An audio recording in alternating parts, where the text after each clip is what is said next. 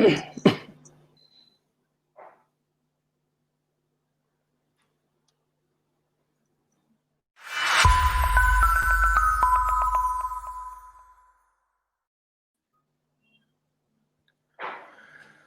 friends. Welcome to the fourth edition of Lift India Filmotsav and Awards World Cine Fest. And we are here talking to Mr. Manoj Tiwari.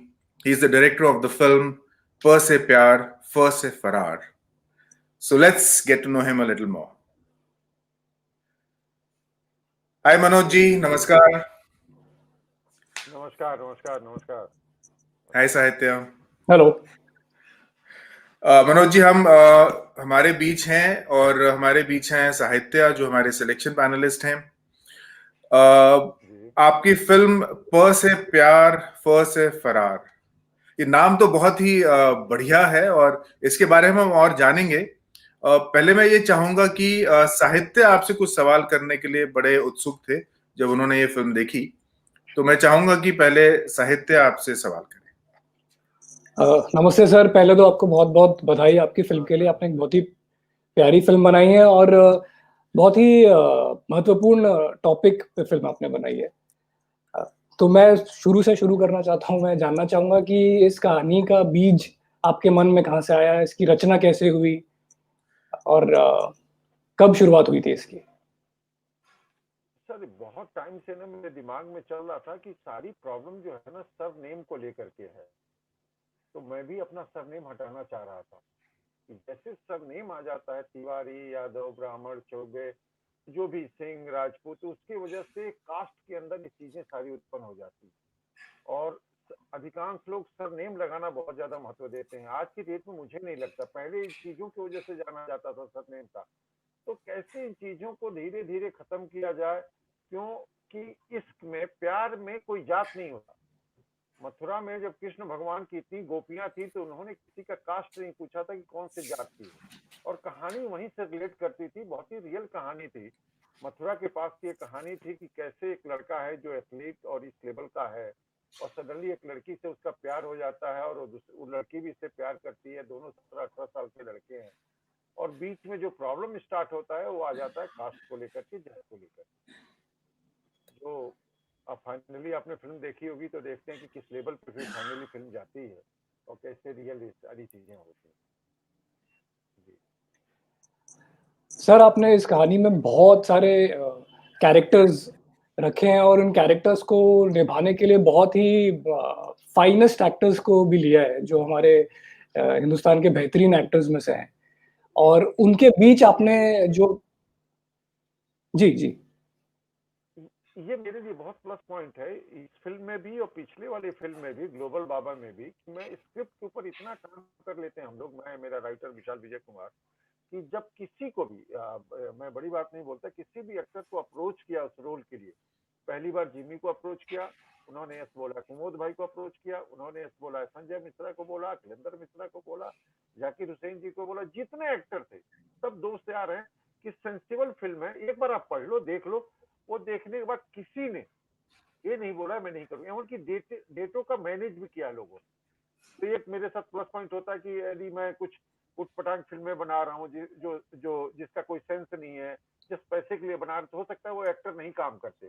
लेकिन देख रहे हैं कि sensible film बन रही है तो फिर सारी चीजें पैसे से लेकर के और डेटों से लेकर के उस फिल्म के साथ हर एक एक्टर और टेक्नीशियन जुड़ना चाहता है.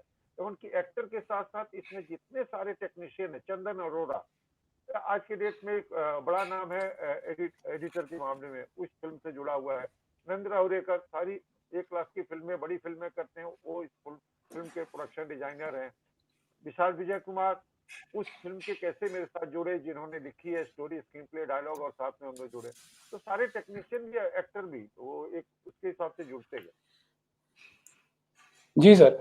और इन बड़े-बड़े कलाकारों के बीच में आपने 2 नए कलाकारों को भी इसमें लिया है. इनकी खोज कैसे हुई? इनकी खोज ये हुई कि एक लड़का चाहिए था हाइट वाली, कि जिसकी इतनी अच्छी हाइट हो, कहानी का डिमांड था, गोरा चिट्टा हो और थोड़ा एथलीट हो, जिसको इस खेल की और इसकी जानकारी हो. तो ढूंढते ढूंढते लड़का मिला हरियाणा से मिला. फिर मैंने उसको अप्रोच किया, फिर पता चला खुद वहां पे हरियाणा में एक इंस्टीट्यूट है जहाँ काफी बच्चे जाते हैं एक्टिंग की क्लासेज वगैरह, तो ये आता जाता रहता था। वहां से इस लड़के की खोज भी थी, लड़का ऑन बोर्ड आया।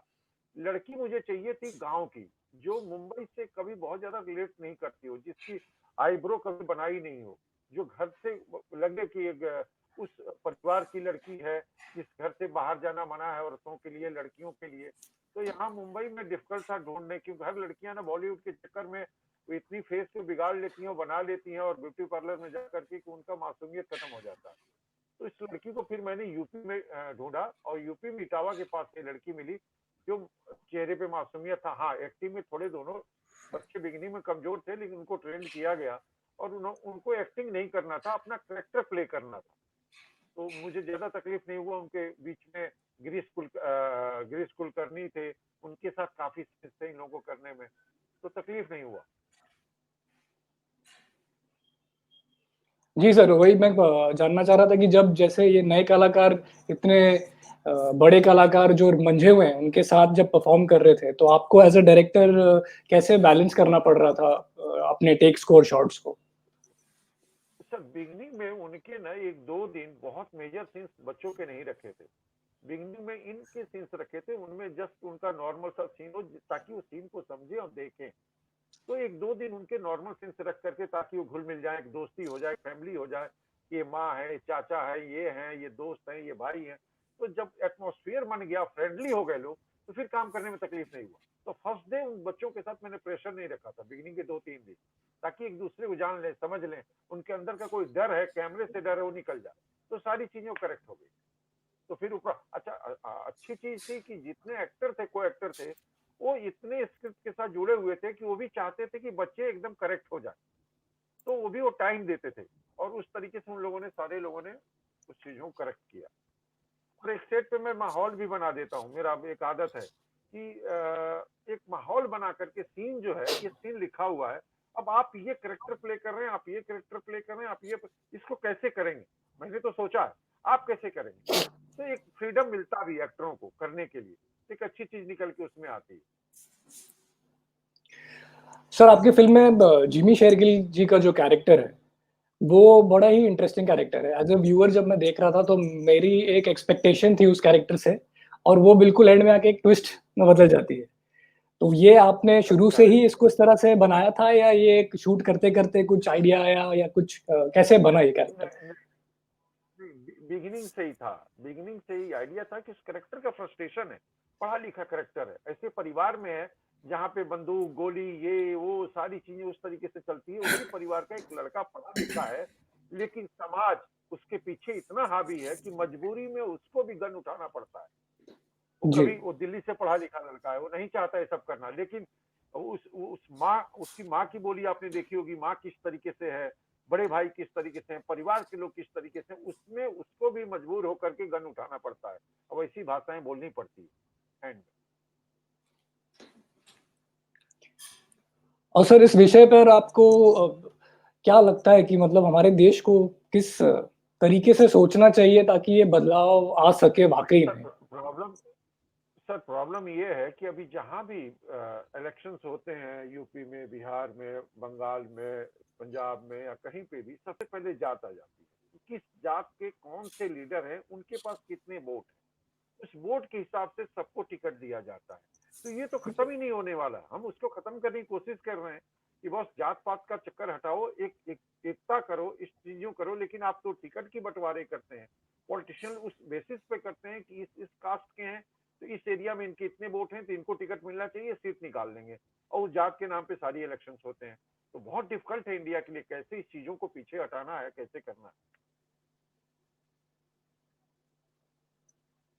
और जब तक हम लोग गंभीर होकर इस विषय पे नहीं सोचेंगे, तो आने वाला टाइम बहुत खतरनाक होने वाला है। जी सर, बिल्कुल और आशा करता हूँ कि आपने जैसी ये फ़िल्म बनाई है वैसी ऐसे गंभीर मुद्दों पर आप आगे और भी फ़िल्म बनाएँगे ताकि हमारे लोग इन्हें देख सकें और समझ सकें। पिछली फिल्म भी मैंने जो बनाई थी ग्लोबल बाबा, वो भी एक बाबाओं के अगेंस्ट थी। वो सेंसर में 6 महीने पिक्चर अटकी रही, सेंसर से पास नहीं हो रही थी। लोगों ने बोला ये फिल्म तो आनी ही नहीं चाहिए बाहर। मैं खुद बोला कि देखिए मैं खुद ब्राह्मण आदमी हूँ, मेरे घर में पूजा पाठ होता है, सारी चीजें होता है, आप समझ लीजिए क्योंकि ये फिल्म बच्चों को दिखाना जरूरी है। बाबा पैदा कहाँ से होते हैं? बाबा हम ही बनाते हैं। जब तक जी हम जी नहीं रोकेंगे तो वो ऐसे ही अफीम का नशा है एक तरीके से, वैसे ही किया जा रहा है। कैसे वो 6 महीने बाद जब दूसरे पैनल ने फिल्म को देखा तो बोले फिल्म को अभी तक बैन क्यों किया गया था? ये तो फिल्म सबसे पहले बच्चों के लिए, सबके लिए दिखानी चाहिए थी। तो जाके 6 महीने बाद, अब 6 महीने तो प्रोड्यूसर के सारी चीजें तो अटक गई, वो डेट सारी चीजें कैंसिल हो गया, सब कुछ हो गया, तो एक हो गया। दूसरी पिक्चर जब ये आई, इसमें भी एक मुद्दा था कि जात पात का ये, मैं बोला आप जाके फैक्ट देखिए, और एंड में आपने देखा होगा कि मैंने वो डाला है कि कितने अभी तक कितने बच्चे सुसाइड कर चुके हैं, कितनों का मर्डर हो चुका है, कैसे क्या, तो पूरा सेंसर को देना पड़ा कि टाइम्स ऑफ इंडिया का ये रिपोर्ट है सर, कितने सारे अभी तक केसेज हो चुके हैं, और आगे अभी बहुत सारे केसेज तो आते भी नहीं है बाहर। ऐसे ही एक और कहानी है, उस कहानी के लिए मैं लोकेशन देखने चला गया और जा करके बोला ऐसा ऐसा कहानी है, उस एरिया के लोगों ने मुझे भगा दिया, बोले नहीं आप यहाँ शूट नहीं कर सकते। बोले फैक्ट है कि नहीं? बोले फैक्ट है। बोले फैक्ट है, लेकिन वहां शूट नहीं कर पाया मैं। मैं इंजॉय करता हूँ, मेरे को अच्छा लगता है ऐसे विषय पे जो रेगुलर सिनेमा नहीं है, डिफरेंट सिनेमा, ताकि उसकी वजह से लोग मुझे जाने। मैं 10 लोगों को सिनेमा की वजह से, मैं जिस फील्ड में आया हूँ 10 लोगों को चेंज कर सकूँ तो मेरी जीत है। और क्या इस भाई फिल्म आप पे शूटिंग के दौरान भी आपको कोई दिक्कत आई जब आप बना रहे थे या जब बन चुकी किसी सेक्शन ऑफ द सोसाइटी से? फर्स्ट से प्यार फर्स्ट से फरार जब हम लोग शूट कर रहे थे क्लाइमेक्स सीन, तो जिमी ने बोला कि आप क्लाइमेक्स कहाँ करना चाहते हैं? मैं बोला क्लाइमेक्स में इस जगह पे करूंगा ऐसा ऐसा। बोले संभाल के कीजिएगा, क्योंकि जात पात वाली चक्कर है और सारी बातें वहां पे होने वाली है, कि बहुत टाइम ऐसा हुआ कि गांव वाले घेर लेते हैं। मैं बोला उसकी तैयारी किया जाएगा, उसकी बात की जाएगी, यार आप क्यों डर रहे हो? फिर हमने पूरी प्लानिंग के साथ उसको सीन को किया, और जो डर था कि ऐसा कुछ होगा, एक माहौल बन रहा था, लेकिन हमने करेक्ट तरीके से करेक्ट टाइम पे शूट करके निकल गए थे मथुरा में।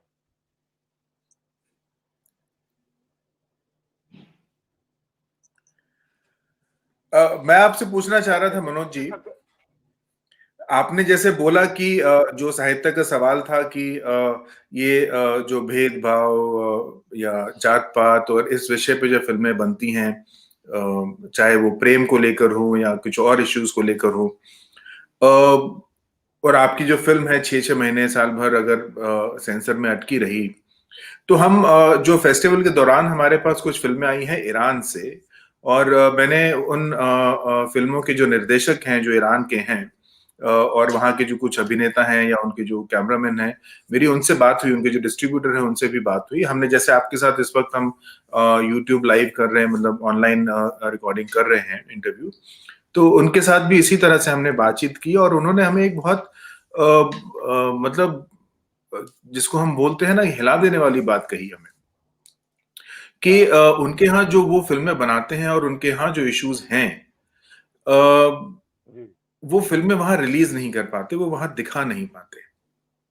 तो जी, तो अगर हम ये कहें कि हम उनके बनिस्बत हमारी स्थिति थोड़ी बेहतर है कि हम कम से कम दिखा पाते हैं कुछ कट्स वट्स करने के बाद में, सेंसर से अप्रूवल लेने के बाद में, भले ही वो 6 महीने साल भर की एक जद्दोजहद होती है उसमें, तो हमारी स्थिति उनसे कई बेहतर है।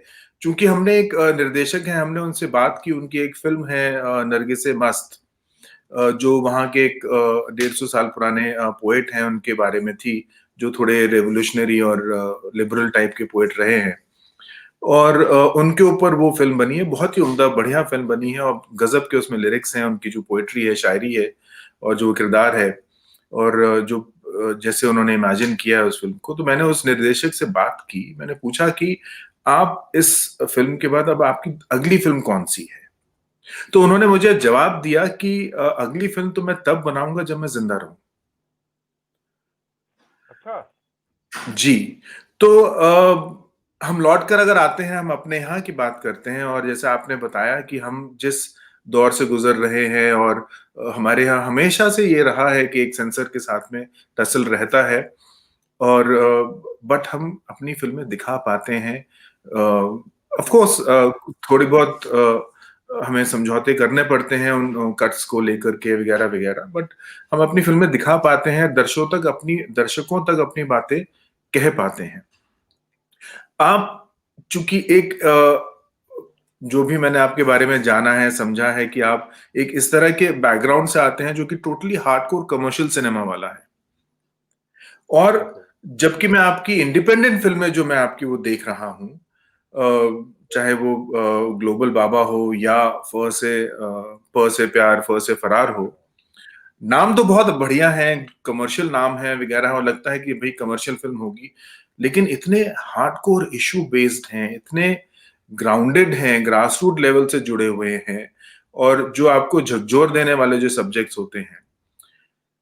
तो ये कॉम्बिनेशन के बारे में आप मुझे बताइए कि एक हार्डकोर कमर्शियल बैकग्राउंड का निर्देशक जो काम किया इतने वर्षों तक और अब जब इंडिपेंडेंट फ़िल्में बना रहा है, तो इतने हार्डकोर सब्जेक्ट्स के साथ क्यों बना रहा है? सर मैंने पहली फ़िल्म डायरेक्ट किया था सुभाष घई जी के लिए और सुभाष जी ने प्रोड्यूस किया था, मैंने डायरेक्ट किया था, लेकिन उसमें मेरे से गलती हो गई कि वो मेरी पहली फ़िल्म नहीं होनी चाहिए थी। कहानी उन्होंने दिया और कहानी देने के बाद से मेरे को लालच आ गया कि बैनर बड़ा है, सुभाष जी का बैनर है और सुभाष जी के बैनर मुक्ता आर्ट्स के नाम पे मैंने वो फ़िल्म स्टार्ट कर दी। वो फ़िल्म थी सेक्स कॉमेडी, 3 लड़कियों की कहानी थी और फ़िल्म का नाम था हेलो डार्लिंग। गुलपनाग थी, ईशा कोप्पिकर थी, सलीना जेठरी थी, जावेद जाफरी थे, चंकी पांडे थे, दिव्या दत्ता थी, सनी सर भी 2 दिन के लिए गेस्ट अपीयरेंस थे। वो फ़िल्म बनाई मैंने और लेकिन फाइनली इस फ़िल्म के बाद मैंने सोचा कि नहीं, अभी जो भी फ़िल्म बनाऊँगा, जो सब्जेक्ट मुझे अच्छा लगे, जो कहानी को मैं अच्छा कहना चाहता हूँ, वो चाहे स्टार कास्ट बड़ा हो, छोटा हो, कुछ हो, लेकिन मेरी स्टोरी जो है वो करेक्ट होनी चाहिए, वो बड़ी होनी चाहिए, सोच करेक्ट होनी चाहिए, जिससे कुछ लोगों में मेरे फ़िल्म के थ्रू 2-4 लोगों तक के मैसेज जाए, थोड़ी-सी बदलाव आ जाए। उसके बाद से मैंने अपने आप को चेंज किया। नो डाउट कमर्शियल सिनेमा मैंने एक्शन फ़िल्म में बहुत किया है, इंडियन चैंपियन, दिल्लगी सहित बहुत सारी फ़िल्में की है, अपना सपना मनी मनी और है, आगे कुछ फ्यूचर में प्लानिंग है कि उस तरह का फ़िल्में भी करेंगे। लेकिन जब ऐसी फ़िल्मों करने में मुझे बहुत आनंद आता है, बहुत मज़ा आता है कि एक बहुत रियल कहानी है, बहुत अच्छे तरीके से कह रहे हैं।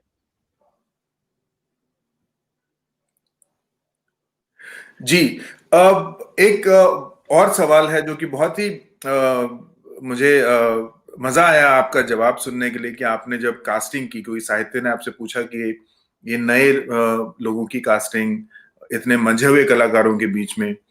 तो हमें अक्सर ये सुनने को मिलता है कि जब हम कास्टिंग करते हैं हीरो हीरोइन की तो अमूमन जो पैसे लगते हैं, जो प्रोड्यूसर आता है या फाइनेंसर आता है, तो वो हीरो हीरोइन कौन है, उस बेसिस पे वो फंडिंग होती है। और अक्सर इस वजह से आप एक थोड़े नामी-गिरामी कलाकार अगर भले ही वो सुपरस्टार ना हों, लेकिन जिनका थोड़ा नाम हो, काम हो, देखा हुआ हो, उनकी फैन फॉलोइंग हो, उनको कास्ट किया जाता है। और फिर इस तरह की वो फ़िल्म बनाई जाती है। तो आपने ये नई कास्ट को लेने के लिए जो बात कही और जिस तरह की आपने कास्टिंग की है और जिन बच्चों को नए लड़के-लड़कियों को आपने एक अवसर दिया अपनी फ़िल्म के ज़रिए, बहुत ही काबिल-ए-तारीफ़ है। लेकिन इसके लिए बहुत हिम्मत चाहिए होती है। तो आपको लड़ना नहीं पड़ा अपने फाइनेंसर, प्रोड्यूसर के साथ? नहीं सर, इसमें प्लस पॉइंट ये था कि इस एज ग्रुप का कोई बड़ा स्टार नहीं है। 18-19 साल का लड़का कोई नहीं है, जिसकी हाइट इतनी अच्छी कोई नहीं है। आज की डेट में कोई जो लड़का चल रहा हो, जिसकी हाइट अच्छी हो और एथलीट हो और स्टार हो, या लड़की भी कोई एज ग्रुप की नहीं थी।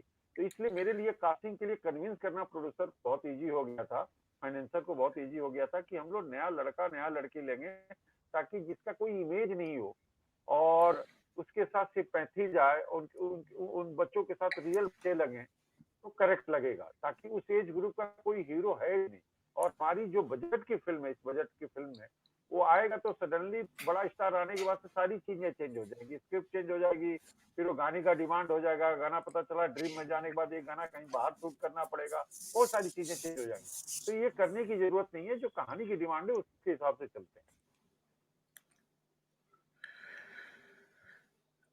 अ, आपकी जो सब्जेक्ट जैसा आपने बताया कि आप काफ़ी ये जो आपको पसंद आता है सब्जेक्ट, वो आप करना चाहेंगे बतौर निर्देशक। जी तो अगली फ़िल्म का सब्जेक्ट क्या है आपकी?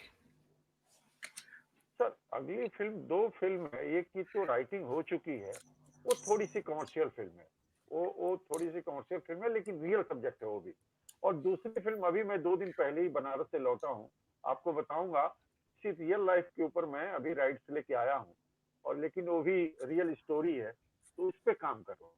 और वो इस सब फिल्मों से थोड़ी ऊपर होगी, और एक बड़ा कॉर्पोरेट और ये और जो फिल्में होता है करेक्ट सारी ऑडियंस तक पहुंच जाए, वो प्लानिंग करके चल रहा हूँ। कि मेहनत तो मैं उतना ही करता हूँ, चाहे ग्लोबल बाबा में भी किया, फंसे प्यार में भी किया, लेकिन ये यही फिल्म एक बड़े बैनर से होती और सही तरीके से प्रमोट हुआ होता, तो मुझे बहुत फायदा हुआ होता। तो आज वो करने की कोशिश कर रहा हूँ कि बनाने से पहले मेहनत तो करना है, कि क्यों नहीं हम बिगिनिंग लेवल पे ही सारी चीजें करेक्ट करके उस लेवल से आए, ताकि हर ऑडियंस तक हम पहुंच सके।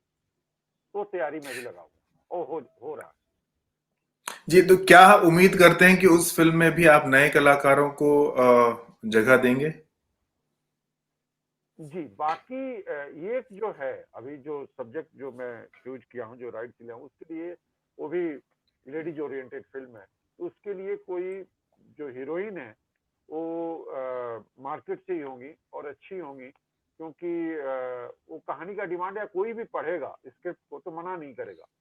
बाकी सपोर्टिंग कास्टिंग में मैं फिर कोशिश करूंगा बनारस से बहुत सारे एक्टरों को कास्ट करूं, जिनका बहुत ज्यादा इमेज नहीं हो। बहुत आज की डेट में मैं वहां मिला बहुत सारे लोगों से, लखनऊ में, बनारस से मिला, तो मैं कोशिश करूंगा अधिकांश करने की।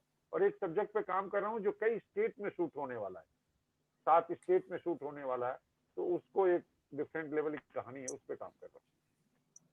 आपने इस फिल्म में जो विषय चुना, जो जातिवाद है या जो काफी मतलब सालों से 100 सालों से या उससे ज्यादा शेक्सपियर से प्रभावित रहा है, जो कि रोमियो जूलियट की एक कहानी है, और पूरा बॉलीवुड उससे प्रभावित है, और सारी जो प्रेम कहानियां होती हैं, लव स्टोरी, ज्यादातर वो रोमियो जूलियट के ही थोड़े टुकड़ों में इधर उधर से बनाए जाते हैं, जो कि हमें आपकी फिल्म में भी देखने को मिला, because Shakespeare is always popular and it always works. वो बिल्कुल रियल है, ये जो किस्से हैं ये असल हैं, तो इसीलिए वो उनका एक जो कहानी है उसका फॉर्मूला जो होता है एक लव स्टोरी पे बहुत अच्छा बैठता है, और हमें याद दिलाता है, आपकी फिल्म भी हमें याद दिलाता है रोमियो जूलियट की। तो हम ये देखते हैं कि जब शेक्सपियर ने 400-500 साल पहले ये प्ले लिखा था, और आज आप उस विषय पे ये फिल्म बना रहे हैं और ये कह रहे हैं कि इस तरह के हादसे हो रहे हैं असल में, तो हम ये समझें कि इन 400-500 सालों में हालात बदले नहीं हैं। बिल्कुल नहीं, और बदतर हुए। और बहुत सारी चीजें तो आज चलिए सोशल मीडिया ये सब चीजें स्ट्रांग है, तो हम तक न्यूज आ जाती है, लेकिन 2-3 साल 4 साल 5 साल पहले तक ये था कि बहुत सारे इंटीरियर के इलाके में वहां से ऐसी ऐसी घटनाएं हुई हैं तो लोगों तक आ नहीं पाई हैं। कैसे किस तरीके से उनको जलाया गया है, कैसे उनको मारा गया है, कैसे उनके साथ क्या क्या चीजें हुई हैं, जो अभी तक लोगों के सामने आ नहीं पाया है। ये तो एक रियल मेरे पास आइडिया था, एक घटना था, वहाँ कुछ चीजें थी जो हकीकत में थी, कि मथुरा के पास की एक कहानी थी। और मथुरा जाना जाता है प्यार के लिए, रोमांस के लिए, प्यार के लिए, कृष्ण भगवान की इतनी गोपियां, और उस नगरी में, उस शहर में इस तरह की घटनाएं हो जात को लेकर के, ये बहुत दुखद है। थोड़ी सी माफी चाहूंगा मनोज जी, अगर आप अपना जो कैमरा है लैपटॉप का, वो स्क्रीन थोड़ा सा आप सेंटर स्क्रीन कर लीजिए, या बेटर, वो थोड़ा सा ऊपर हो गया था बात करते करते। हाँ, भी ठीक है जी। हाँ, जो आपने जैसे बहुत बहुत उम्दा एग्जाम्पल आपने दिया मथुरा का, जो कि एक शहर ही जाना जाता है कृष्ण राधा की प्रेम कथाओं से, और जी वहां इस तरह के हादसे हों तो ये जरा सुनने में अच्छा नहीं लगता है। बिल्कुल। हम जब जातिवाद की बात करते हैं तो आजकल पूरा भारत जो है, हम देखते हैं कि लव जिहाद से भी जकड़ा हुआ है। उस विषय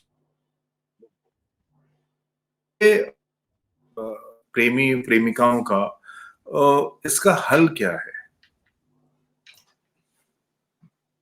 इसका हल एक ही चीज है सर, कि जो मैंने बिगनिंग में ही बोला था, कि धीरे धीरे कोशिश करनी चाहिए। सर नेम, सर जो टाइटल है ना, कि तिवारी, पांडे, सिंह, जी।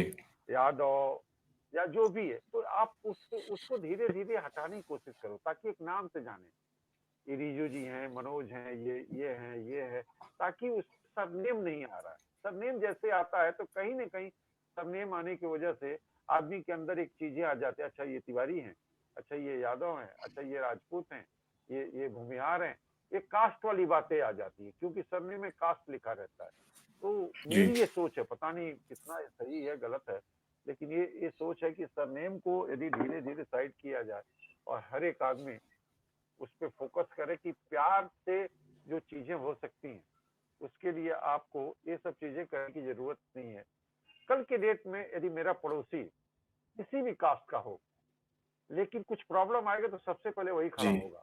मेरे जी मेरे कास्ट वाले, मेरे जानने वाले, मेरे रिलेटिव पता नहीं कहाँ होंगे, क्या करेंगे, ये पड़ोसी मेरा किस कास्ट का होगा, सबसे पहले मेरी प्रॉब्लम वही खड़ा होगा।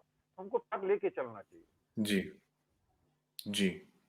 तो ये बहुत बढ़िया बात आपने कही कि ये कास्ट अगर नाम हम सरनेम हटा दें तो शायद मुश्किलें आसान हों और एक हमें रास्ता दिखे प्रेम के लिए। लेकिन अ, लेकिन बहुत डिफिकल्ट लग रहा है, बहुत डिफिकल्ट लग रहा है कि पूरी पॉलिटिक्स इसके ऊपर टिकी हुई है। जी वो वो जाने कहते हैं कहाँ ना तक कि डर जाएगा। के आगे जीत है, वैसे ही एक हर परिस्थिति को पराजित करना तो पड़ता है आगे बढ़ने के लिए। तो हो सकता है ये एकदम खत्म ना हो या हम इसे बिल्कुल समाप्त ना कर सके, लेकिन कम कर सकें उसको। थोड़ा बिल्कुल बिल्कुल, हो क्या आपस रहा है कि आपसी जो आज प्रेम के बच्चों में, जी आज के बच्चों में वो चेंज आ रहा है। अब जो जी यूथ आ रहा है उनके अंदर इस सोच में चेंज आ रहा है, तो आने वाला फ्यूचर जो है करेक्ट हो जाएगा सर। जी। इस उम्मीद में आपकी कि ज्यादा फिल्में जो हैं वो यूपी के इर्द गिर्द या यूपी के इलाकों में ज्यादा स्थापित हैं, वहां के बारे में हैं, वहां आप शूट करते हैं। तो हाल ही में हमने सुना कि यूपी में फिल्म सिटी की बात चल रही है।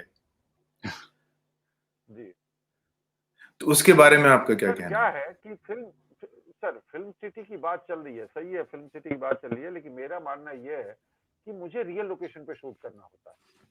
तो मैं जी फिल्म सिटी के अंदर जा करके नोएडा के अंदर मैं उसके अंदर क्यों शूट करूंगा, स्टूडियो के अंदर। हम्म स्टूडियो तो यहाँ भी है, स्टूडियो के अंदर शूट करने के लिए वहां जाने की जरूरत नहीं। मैं तो रियल लोकेशन बनारस में जाके शूट करता हूँ, मथुरा में शूट करता हूँ, लखनऊ में शूट करता हूँ, गाजीपुर में जाके शूट करता हूँ, गोरखपुर में शूट करता हूँ, क्योंकि वो चीजें मुंबई में नहीं है। इसके लिए हम वहां जाते हैं, और बहुत सारी शूटिंग यूपी बिहार में और पंजाब में, हरियाणा में हो रही है आज के डेट में, राजस्थान में, दिल्ली में, सब जगह हो रही है, वो होती रहेंगी और उससे कोई फर्क नहीं पड़ेगा। हाँ, बल्कि वहां पे स्टूडियो बन रहा है तो अच्छी चीज है, बहुत सारे लोगों को काम मिलेगा, रोजगार मिलेगा। वहां सेंसर बोर्ड बना देना चाहिए। जो पंजाब से, यूपी से जो लोग फिल्में बनाते हैं यहाँ पे सेंसर कराने के लिए, सबसे पहले उनको एक सेंसर बोर्ड वहां डाल देना चाहिए। फिर बाकी चीजें सोचना चाहिए फ्यूचर के। पहले की फिल्मों में लगता था कि आपको 100 एकड़ जमीन चाहिए, 500 एकड़ जमीन चाहिए, बड़े बड़े सेट बनाने होते थे। अभी आज के टाइम में उस सेट का जमाना है नहीं। एक बार उस सेट पर शूटिंग हो जाता है तो दूसरे कोई भी डायरेक्टर है, कोई फिल्म मेकर उस सेट पे शूट नहीं करता। तो आप उतने लागत करके उस सेट को चेंज नहीं करेंगे। तो सारी चीजें आज के डेट में सीजी में भी इफेक्ट में हो जाती हैं। तो आज के डेट में तो एक एसी फ्लोर के अंदर पूरी फिल्में बन जाती हैं। बाकी आपको रियल लोकेशन चाहिए तो जाकर के आप बनारस का प्लेट शूट करो, लखनऊ का प्लेट शूट कर लो, या लखनऊ में पिक्चर बना लो, तो चलता रहेगा। लेकिन स्टूडियो से मुझे नहीं लगता मुंबई में कोई फर्क पड़ने वाला है, बल्कि वहां कुछ लोगों को रोजगार और मिलेगा। ठीक है वो। तो क्या हम ये माने कि आप ये कहना चाह रहे हैं कि जो लोग अपने घर बार छोड़कर मुंबई आते थे अपने सपने लेकर और यहाँ काम अपना जो मुकाम पाते थे, वो वैसा ही रहेगा, उन्हें आते ही रहना पड़ेगा वहां से मुंबई अपने काम के लिए? जी जी, देखिए ऑप्शन मिल जाएगा, एक आपको वहां पे भी ऑप्शन है। पंजाब में भी तो इंडस्ट्री है ही है, फिल्में बनती ही है, जी दिल्ली में भी है। जी लेकिन लोग मुंबई आते ही आते हैं। कलकत्ता में भी इंडस्ट्री है, साउथ में भी, हर जगह है। लेकिन जिसको जब जरूरत होता है जहाँ शूट करने की वहां आते हैं। लेकिन मुंबई में एक बार जो मुंबई में रह लिया, मुंबई में काम कर लिया ना, वो बहुत डिफिकल्ट है कि किसी और सिटी में जाके रह पाए। उसके लिए बहुत डिफिकल्ट जी, हो जाएगा। इसीलिए और कहते हैं दूसरी मुंबई चीज मेरी ये है जान। कि मुंबई में भी जाना। और दूसरी चीज, एक चीज और है कि मैं यूपी वाली कहानियां इसीलिए चूज करता हूँ कि वो चीजों से मैं गुजरा हुआ हूँ, मैंने देखा हुआ है। तो मेरे लिए शूट करने के लिए उस चीजों को सिनेमा में लाने के लिए बड़ा इजी हो जाता है।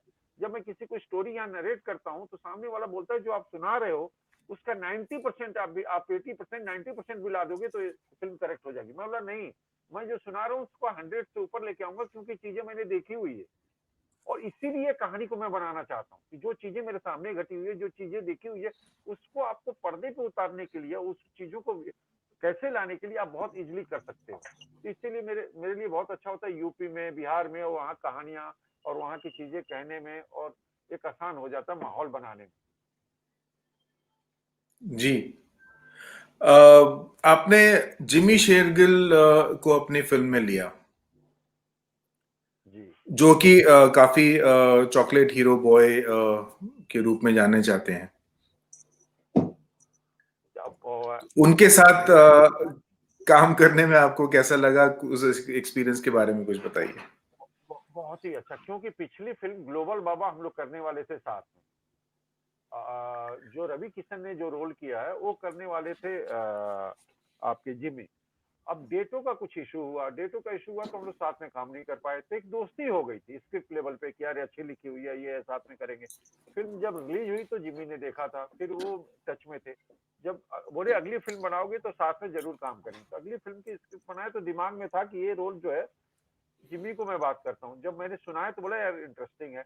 और ये सोच लीजिए सेट के ऊपर हम लोग जिमी का जो डेट था उस डेट पे उस टाइम पे वो सारी चीजें इतने अच्छे तरीके से शूट हुई हैं कि मेरी शूटिंग खत्म करने के बाद लखनऊ में वो शूट करने गए थे किसी फिल्म का, और वहां से एक को एक्टर ने मुझे फोन किया कि बॉस ये आए हैं 4 दिन से जिमी जी और मेरी फिल्म की शूटिंग कर रहे हैं यहाँ पे और तारीफ आपकी कर रहे हैं कि क्या डायरेक्टर है, टाइम पे शूट करता है, क्या विजन उसका क्लियर है।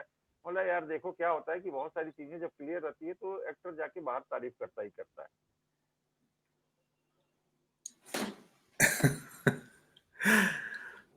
So, because it is very unusual to see Jimmy in a film like पर से प्यार। जी जी जी। और मेरा उनके साथ बहुत अच्छा रहा। फर्स्ट टाइम हम लोग काम किए कुमोद भाई के साथ, कुमोद मिश्रा जी के साथ। कुमुद वो मिश्रा भी जी कमाल के बहुत ही एक्टर उम्दा हैं, कलाकार हैं जी। बहुत उम्दा कलाकार हैं और उतने ही अच्छे इंसान हैं। टाइमिंग जी टाइम का पंचुअल आदमी, करेक्ट अपने काम से काम, कोई ये नहीं। और बहुत ही अच्छा। एक बार डायरेक्टर जब क्लियर रहता है तो ये सारे जो एक्टर है ना एक अच्छी दोस्ती हो जाती है। गिरीश जी कुलकर्णी को मैंने फोन पे नरेट किया कहानी, गिरीश के साथ काम नहीं किया था। मैं चाहता था एक कैरेक्टर ऐसा है जो नेशनल अवार्ड जीता हो, एक डिफरेंट हो और रेगुलर फिल्मों में नहीं दिखाई देता हो।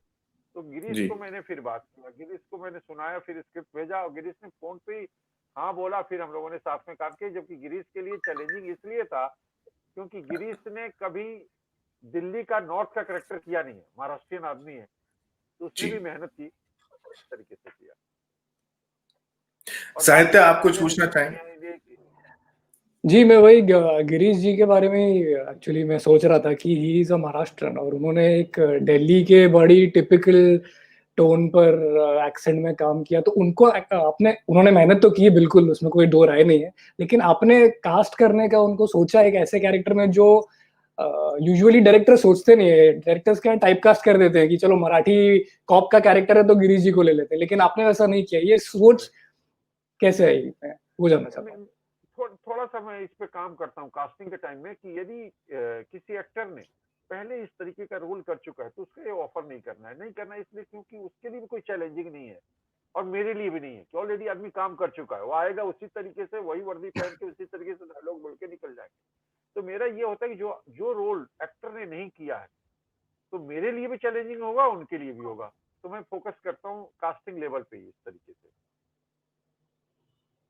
बहुत बढ़िया काम किया है उन्होंने और ये बहुत कम डायरेक्टरों में देखने मिलता है कि वो टाइप कास्टिंग से हटकर कास्टिंग करते हैं। उसके लिए बहुत बहुत कॉन्ग्रेचुलेशन और आपको। इसमें आप देखेंगे कि एक एक दो दो सीन के लिए भी सब अच्छे अच्छे एक्टर लोग आए, क्योंकि एक दोस्ती हो जाती है, एक फ्रेंडशिप हो जाती है, अच्छी स्क्रिप्ट होती है तो हर एक आदमी जुड़ना चाहता है और आगे फिर फ्यूचर में काम करते रहता है। तो इस तरीके से बहुत सारे इसमें दोस्त जो अच्छे एक्टर हैं, नोन है, उनके लिए रोल नहीं था। मैं बोला अगली फिल्म में करेंगे भाई, इस तरीके से है। और सर जो डायलॉग्स आपने लिखे हैं स्क्रिप्ट में, मतलब स्पेशली जैसे संजय मिश्रा जी के जो डायलॉग्स हैं वो इतने खूबसूरती से मतलब वो लिखे गए बिल्कुल वैसे ही हैं या संजय जी ने अपने तरफ से इनपुट्स दिए हैं, इम्प्रोवाइज किया है एक्टरों ने, उसके बारे में कुछ बताएं। नहीं, वो जब लिखा गया था तब पता था कि ये रोल संजय मिश्रा करेंगे। लिखने के टाइम पे ही जब स्क्रिप्ट लिखी जा रही थी और सीन लिखे जा रहे थे तब से दिमाग में था कि इस रोल के लिए संजय मिश्रा को लेना है। तो कहीं न कहीं उनकी टाइमिंग और अपना सोच रख करके और संजय को दिमाग में रख के वो लिखा गया था कि संजय से ही रोल कराना है। तो लगता है कि संजय ने अपने तरीके से बोला है इसको, लेकिन वो संजय की जुबान में ही एक राइटर की लैंग्वेज है। जी जी। अच्छा लगा आप लोगों से बात करके। ओ रिजू सर का हेलो। कनेक्शन थोड़ा टूट गया है। हाँ हेलो। हाँ जुड़ थोड़ा सा नेटवर्क। जी हाँ, आई एम बैक हियर। या वो अंग्रेजी में आर्नल्ड श्वार्ज़नेगर कहते हैं कि I will be back, so I disappeared and I am back. ये हम अब यूज्ड टू हो चुके हैं इस ड्रॉप आउट्स के लिए। बहुत अच्छा लगा आपसे बात कर मनोज जी, एंड उम्मीद करेंगे कि आपसे इसी तरह से हमें फिल्में आती रहें हमारे फेस्टिवल में, और आप इसी तरह से अच्छी उम्दा फिल्में बनाते रहें और नए कलाकार को आप जगह देते रहें अपनी फिल्मों में। बिल्कुल डेफिनेट नेक्स्ट ईयर में मैं जरूर आपसे अवार्ड लेके आऊंगा, ऐसी फिल्म देने वाला हूँ।